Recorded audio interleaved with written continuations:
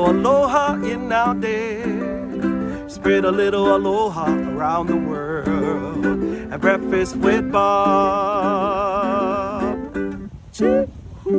Thank you, Poncho Man. Welcome, everybody, to Breakfast with Bob, our Not Quite Kona edition.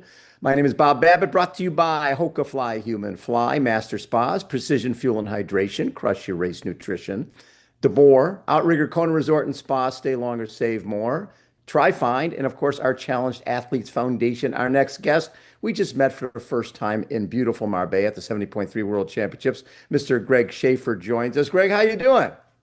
I'm doing fantastic. Thanks for having me. Well, a pleasure. So, growing up, what were your sports? New York, we had multiple seasons. We pretty much played everything. So, my sport was basketball. Youngest of four, had a brother 6'8" who was a great basketball player. Sister 6'2", also a basketball player. So it was meant to be. But I did play baseball, football, lacrosse, and back then it was multi-sport athletes. Love it. And did you play collegiate level or yeah? I did. I went to a pretty competitive high school for basketball, which was St. Anthony's in New York, and I ended up doing a year of post grad in Milford, Connecticut for basketball, and ended up playing Division I basketball at Loyola, Maryland, and Baltimore, Maryland. So Very cool. low Division I basketball. You know what's tough is when you finish playing that and playing recreational after you're done with college. That's cool, but then all that side to side, you start twisting ankles. I know for myself, I was playing, I kept playing basketball, things like that after college, and I was like, you know what, I got to find something where I can just go straight and not be twisting stuff, and that led for me for triathlon. And how about for you? How did you get from basketball into running first, or what happened? So my journey, basketball stopped when I found myself arguing with the referees that were making about $40 a night to ref our games, and I realized they really didn't care about who won or lost. Right. So I came home one night, and my wife said, "I think it's enough." I then started the CrossFit, Yep. addiction, and realized I couldn't beat the 20-year-olds anymore. And my wife said, "Why don't you just try and start swimming?" And Yeah. I got in the pool, was a disaster. I never swam as a kid and just felt like I was going nowhere. And I said, "This is just so boring." And had a friend of mine said, "Let's try a local triathlon out in the east end of Long Island." And Yeah. we did, and I was instantly hooked. So it was a comedy of errors, but we signed up for Nice, France, full Ironman, the night of our first Ironman. Wait. You signed up that had you done a half at that point? So it was we signed up for the Olympic. The Yeah. swim was canceled the morning of the race. I talked my friend into doing the half, and it was run bike run. Yeah. And probably, we shouldn't have done that. We got off the bike, and then we were having a little bit trouble running, and I said, "You know what, we can do this. Let's find a really flat run and do an Ironman, and we can use it as an excuse to go on vacation." I never ever thought to look at the elevation on the bike. So once we realized what we had done, it was too late, and we said, "You know what, let's go for it." So we did Nice, France was my first W- Ironman. With 8,000 feet of climbing. And more 8,000 feet of importantly, scarier than crap descending. I mean, you're talking Yeah. you're white knuckling. You could go over the cliff any moment. If I could tell you how dumb of a choice that first one was, but you know what, everything after that was Gravy. easy. So Yeah. I mean, that's the thing. You start my wife's first marathon was a Catalina marathon with like 6,000 feet of climbing. And it was like, oh, okay. Everything after that was no big deal. So okay, so Yeah. then you're getting into it, and obviously you're that type of person. When you get into something, you're all in. Uh, All in, yeah. totally addicted. Decided to hire a coach, and that started Kelsey Winthrow, Oh yeah. who was a pro. I met her sitting on the plane coming home from Cartagena, and she said, "How did your race go?" And I said, "I did great. I finished in about 6.5 hours." And she looked at me, she said, "Oh, that's fantastic." I said, "How did you do?" And she's like, "I finished second overall." And I was like, "Well, okay, so this is going to be an interesting flight." And the first question she asked me was, "What did you eat?" And I said, "I didn't eat anything." And she's like, "You didn't eat anything, and you didn't do any fueling?" I said, "No, I had some Gatorade." And Whatever she's they like, handed "You me on need the course. Yeah, yeah. yeah, you need a coach." So that spurred me to join a club, QT2 Systems out of the Northeast, and I started doing races and then improving upon there. I did Lake Placid, Yeah. and How'd you do it, Lake Placid? again, not a strong course for me. My bike is my weakness, and A lot of climbing that I course. struggle. I struggle with climbing, so I can swim pretty decent, and I can run pretty well. So Lake Placid. It's funny. Every race I finished, I was just about 11 hours. So no matter That's what awesome. I did Nice, France, I was around 11 hours. I did Lake Placid, I was 11 hours. So everything, my first three or four Ironman, I was all about 11 hours. And I PR'd in Kona in 2019, with, I believe I had a 10:59. So that was my best race that I had ever had. And you qualified for Kona twice? Qualified for Kona twice. The first time I qualified, if you remember, there was a hurricane in Panama City, Yes. and they moved it to Haines City and did the two loops, and a lot of people dropped out and got lucky there. And then I qualified the second time from Coeur d'Alene when it was 104 degrees, Yes. and it was the COVID era. And we were back in Kona in 2022, if I'm Yep. remembering this Yep. correct. And it was we tried to do Thursday, The 2 day. Saturday, disaster. Yeah. So there was a lot of people that had qualified. So let's just say I got lucky twice.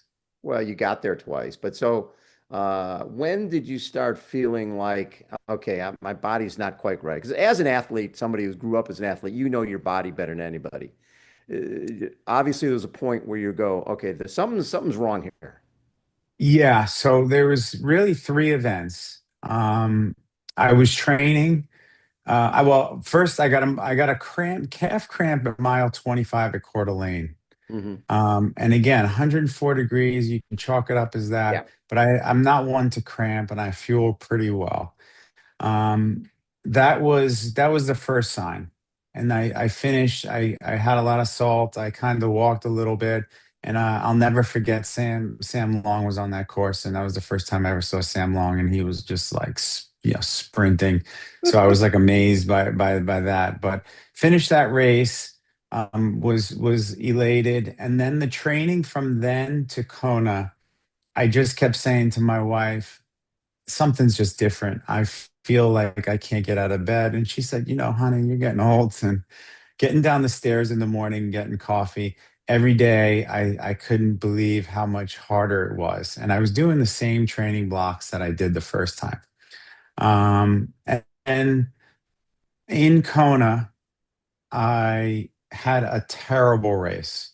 I finished about 2 hours, 2.5 hours longer than I normally did. Wow. And I really knew something was wrong at that point. I went back to my hotel, and I was alone. My family didn't make it out for that trip. And I remember my hand shaking when I was going to the bathroom. Yeah. So called my wife, who's actually a physician, and I said, something's not right. I don't feel good. My hand's shaking, and she, reminded me, you probably just ate about 50 caffeinated gels. Yeah. Why don't you go to bed, and you'll be fine in the morning. So it took a while. We also I qualified for St. George Yeah. 70.3 Worlds, and we went from, I lived in Florida, we went to Hawaii, and then I went to the freezing cold in St. George, and I chalked it up to just I was freezing.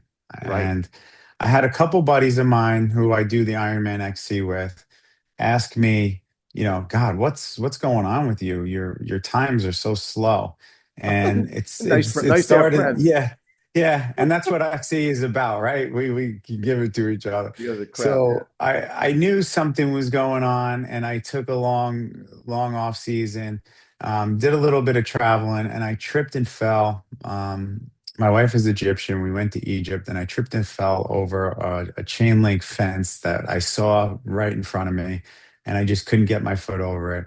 And then I said to her, "I got to go get a physical when I get home." Yeah. So that was in January, February of 2023. And then Um, March 24th that's when you March got diagnosed. 24th, 2023, got a phone call from my doctor, and the neurologist, and said, um, I have some bad news for you. I'm going to diagnose you with the young onset Parkinson's disease. Oh my God. Um, so, shock, denial, fear, you start Googling everything. Right. And, that's when it got real.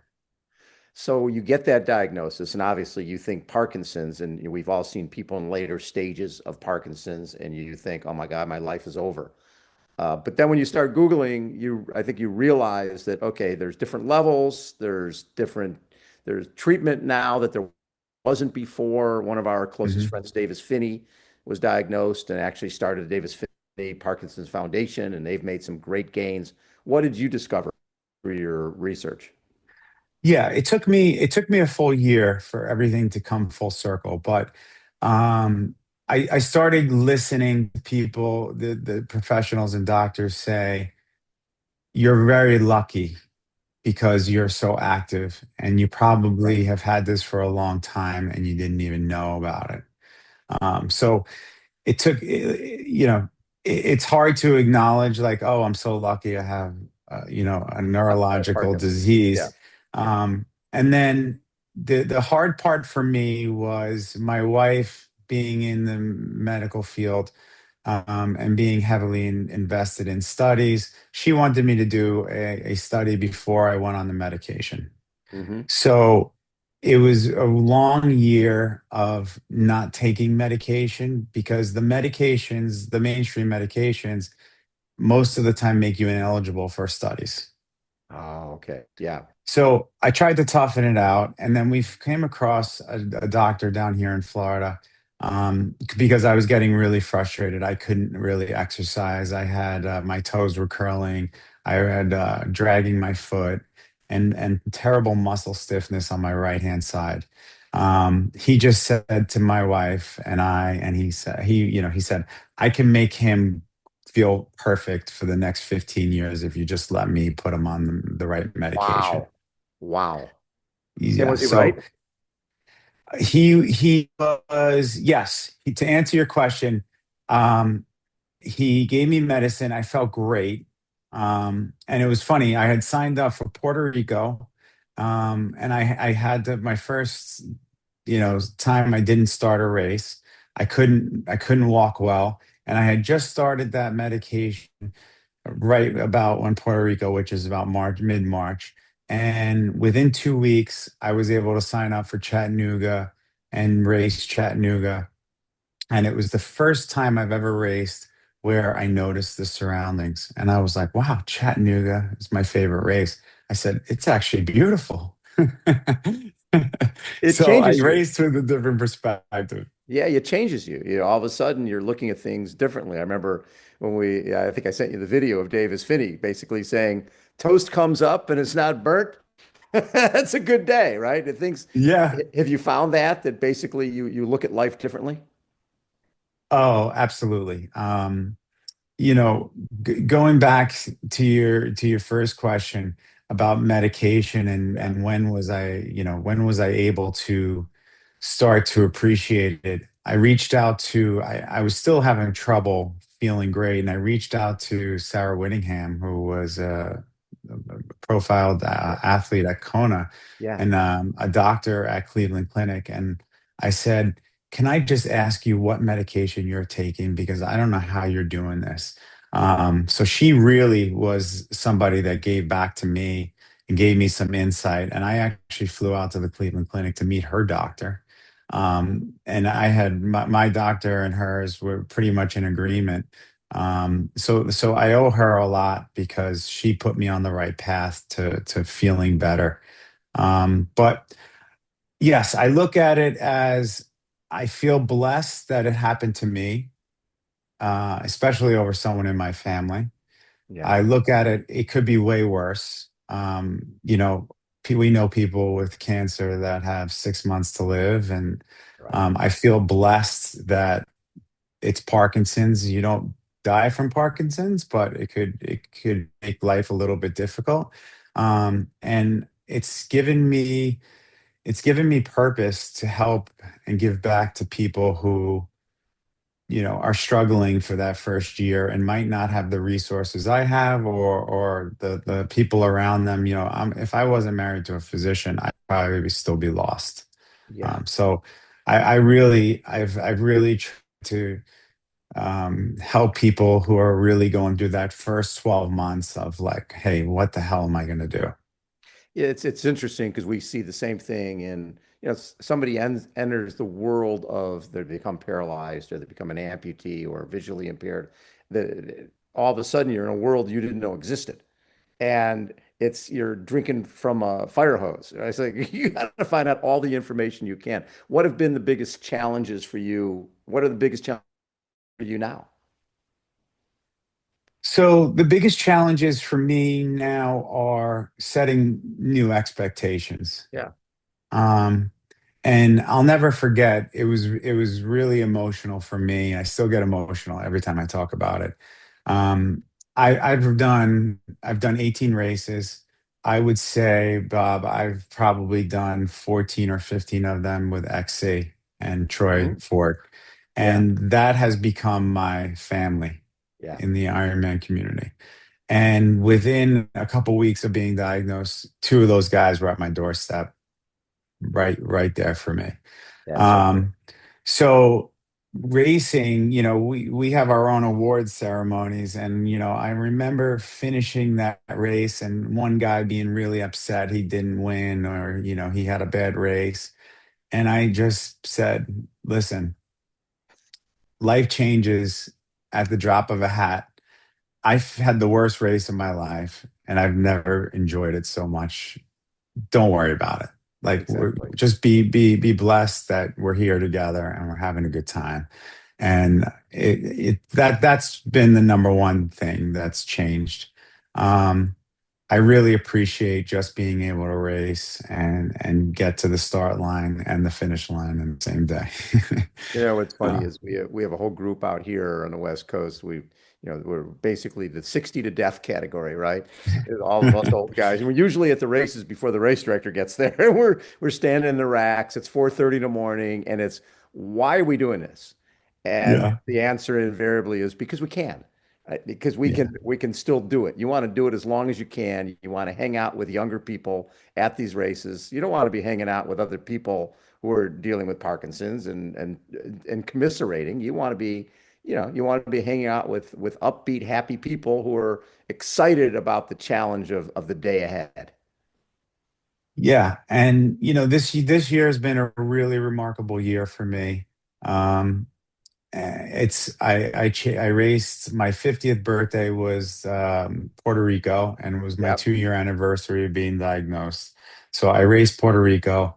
I followed that up with Chattanooga, and I that's where I qualified for Marbella, Yes. which I had the best race. And I think I had my best race because we didn't have the swim and I didn't have to take my wetsuit off.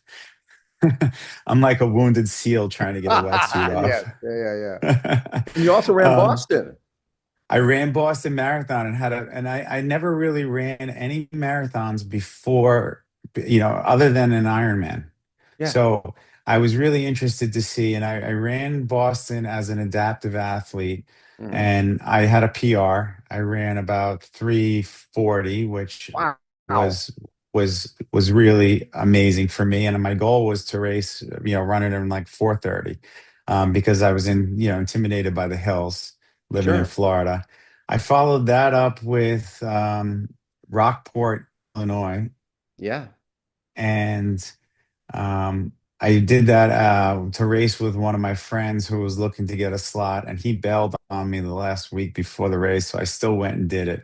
Um, and then, unfortunately, I had a vivid dream, which is one of the Parkinson side Hmm. effects from medication, and it's usually one of the early signs of having Parkinson's. And I kicked a wall in my sleep on a cruise, and I broke my foot. So So during that the was in the that was dream, July. so the dream you were doing something like you were trying to escape or something? What happened? I was playing soccer, Okay. and the ball was rolling between you and I went to kick the ball the same time as you, and I kicked the wall and broke my foot. Oh my God. So that was 8 weeks before Marbella. So I ended up having, I'm sorry, I ended up having 8 weeks to train for Marbella. So I really put about 6 weeks of solid effort into it. And, and then of course, right, we go back to the Nice comment, 5,000 feet of climbing in Yep. elevation, living in Florida over 56 miles is not my cup of tea. No. So, so it was a tremendous year. And I think that was a year I used to inspire a lot of other people and prove to myself I can do this, and I'm gonna do it until I can. Now, did you speak to the group with the XC group? I'm sure a lot of them might not have known what you were going through, but did you have an opportunity to speak to those guys in Marbella? So my ex family was the first people I spoke to and shared my story. It kind Mm. of felt like a safe place. And people obviously noticed a difference. I had lost a lot of weight. I was on a lot of medication. So that was the first group that I felt safe to talk to about it. I didn't do it at home as much because I was worried about my employer. I was worried about what people would think. Yeah. People that weren't educated about it, if I would lose my job, what my customers would think. So Marbella was actually my coming out party to talk about it. Um, and I was, fortunate enough where Scott, when I think we met you that Got evening, Daru. Oh no, Scott. Scott was really just the sweetest guy to help me at the end of the race, be able to videotape me announcing that I have Parkinson's, and this is really where I wanted to announce it. That is the coolest thing. And you have a mantra, winning, losing in the race, it never ends. I love that. Yeah, I mean, hopefully the race never ends. And I just did a podcast with Dr. Jessica Kreigel, and she asked two questions. She starts with, "What is your why?" And she finishes with, "What's a question no one's ever asked you?" Mm, And my question that I posed to her was, "When do you quit? When is it time to quit?" never. And for me, it's the answer's never. Um, Absolutely. So I really feel that way. And so now, obviously, this is a big year when you have Puerto Rico, Boston, Chattanooga. I mean, that's a year when you finish at the World Championships in Marbella. That's a great year. How do you follow that up for next year? So just been discussing that. I have 13 and 14-year-old boys, both pretty serious athletes, and Yeah. my 14-year-old, we spend a lot of time in the car driving to soccer. He asked me, he said, "Dad, what race is this one in Spain?" And I said, "Oh, it's the World Championship." And he 70.3 or a full? And I said 70.3. And he said, "Dad, I think these 70.3s are getting a little bit easy. And I think it's time for you to do a full again. So I was like, wow. I said, challenge accepted. So um, obviously a dream would be to do Kona Yeah. again, which is most likely, you know, it's unlikely unless there's an opportunity through, a lottery slot for Right. being a challenge athlete, which I'm going to try. Um, I am going to do Jacksonville Oh, good. You after were that. I am Yeah. doing the Boston Marathon again. And Nice. I am going to try and do Jacksonville, which is an inaugural race I can drive to. And in the event I do get into Kona, this will be a validation race for me. And if I don't, then I'm going to try and do Lake Placid again. If for some reason I can't make Jacksonville, so I am going to go for the gold and try and do a full again, which I'm a little nervous about, but we're going to give it a go. So what have you learned about yourself through all this? Uh, I learned that I always knew I was a mentally tough athlete.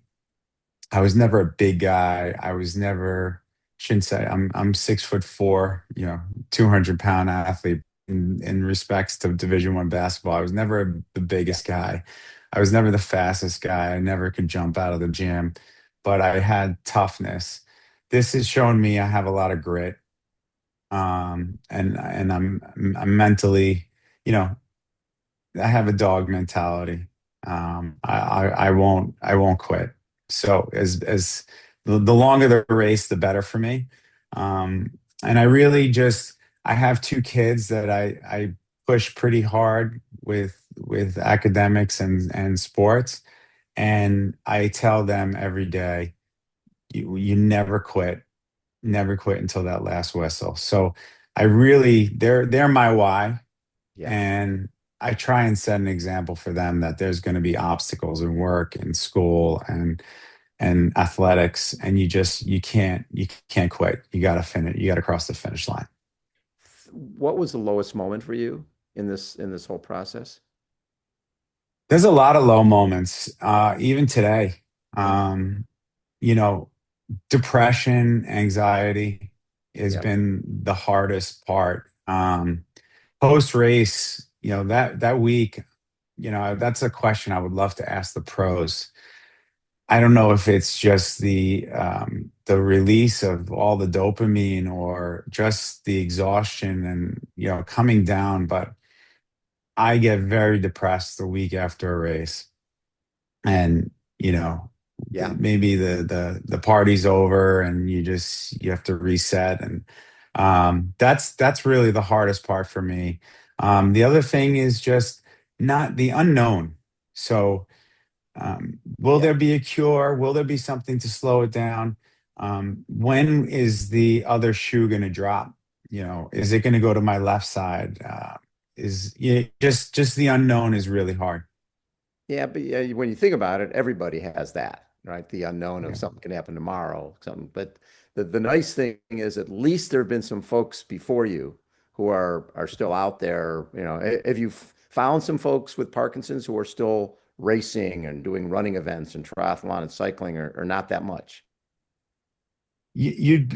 I'm surprised how few there are. Yeah, And that's kind of my mission to to get out there and help to say you can do this. absolutely. And I'm trying to, I started a website, gregoryschaefer.com, Hmm. to try and be a positive person to help people and give back and let them know it's possible, and be more of a motivational piece and speaker for these opportunities to let people know, listen, that first year is scary, it's tough, I know what you went through. um, you know, let me help you try and get the medicine right for you, because all the medications is different for everybody and everyone has Exactly. different symptoms. So that's really what I'm trying to do. And, I'm promoting sign up for the Boston Marathon. I'll run it with you. You know, Very cool. this is how you do it. And, people taught me how to go through where's the right channels. And, there's ways to do things. And if you can't run the whole thing, let's do a half marathon. I'll come run it with you. So, Very cool. just trying to support other people and let them know that you're not alone in this fight. It's interesting you say that because that's been one of the bigger things for us at Challenge Athletes Foundation is, you get a lot of these kids who are living in a little town in Nebraska and they're the only amputee in the town, right? Or they're the only wheelchair bound person in town. They come to our event in San Diego and there's, prosthetic legs laying all over the place. One mom said to me, "Hey, for 363 days a year, my kid feels like a freak. When he comes here, he feels like he's not alone. There's other folks like Yeah. him." That's what you're trying to do is basically let people know they aren't alone and building that community. And it's funny because you think about Parkinson's is something that's been around for a long time. The athletic side of it has not.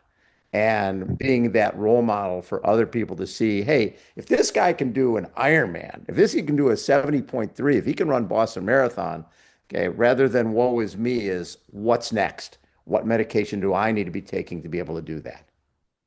Yeah, actually, I go back to a really funny story, and Yeah. I'm sure you're going to remember this really well. In 2019, Roderick, first ever double above the knee amputee. We were sitting at the race pool at the main hotel, and I think, correct me if I'm wrong, is it a Holiday Inn? Yeah, the um the Marriott right hill there. Yeah. the Marriott. Okay. Yeah, the King Cake. And something, my son's goggles, they were young at the time, fell to the bottom of the pool, and Roderick jumped in without his legs on, and went to the bottom and grabbed it in 2 seconds. Then my kids were amazed, and then he was handing out the medals for the dip and dash, Yeah. and my son was just like, oh my God, Roderick gave me the medal. And I get out of the swim. I swam probably 102, 103. I felt like I was, Michael Phelps. And my son yells over, Roderick beat you in the swim. And I said, he's a goddamn Olympic swimmer. I said, of course he did. Yes, he is. So, yeah. So I'll never forget that story. And, That is my son was wild. 5 or 6 at the time. And I just, I was amazed by him and his story. And I went to the finish line to watch him cross the finish line. And you want to talk about emotional. That Yeah, was emotional. that was emotional. That was pretty special. Actually, I was with Roderick on Monday night at our gala in New York.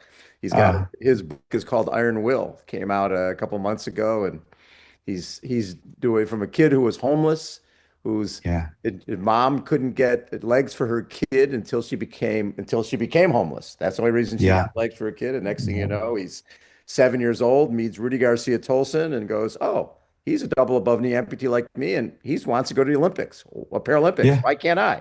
So that's the type Yeah. of thing is you see somebody who's done it before you, and you go, "Well, wait a second, if they've done it, I can do it too." Yeah. So what a great guy, what a great story. And I joke with him all the time. I go, I'm gonna stop using my legs when I'm swimming. I think I'm screwing myself up. And we Wait. had a good laugh. Wasting energy. Yeah, don't waste any Yeah. energy. Love that. Greg, Yeah. thank you so much for taking time to share the story because it's important. It's for the other people who are out there dealing with whatever they're dealing with. It's knowing that somebody is there, that somebody is doing it and has found a way, shows them that they can find a way as well. And that being that role model is important. And you're one of the early guys who's going to help people with Parkinson's realize that triathlon is not just a sport, it's something that can save your life. It's something that gives you a community and a social group, and something it is the fountain of youth. You can do it forever. Yeah. And thank you for the charitable work you do. And it's inspiring. Thank you, So buddy. thank you. You're welcome. Greg Schaefer has been our guest. Everybody, again, Breakfast with Bob, our not quite Kona edition. Thanks, everybody, for tuning in. We'll catch you next time. See ya. See you later. Bye bye. Thanks.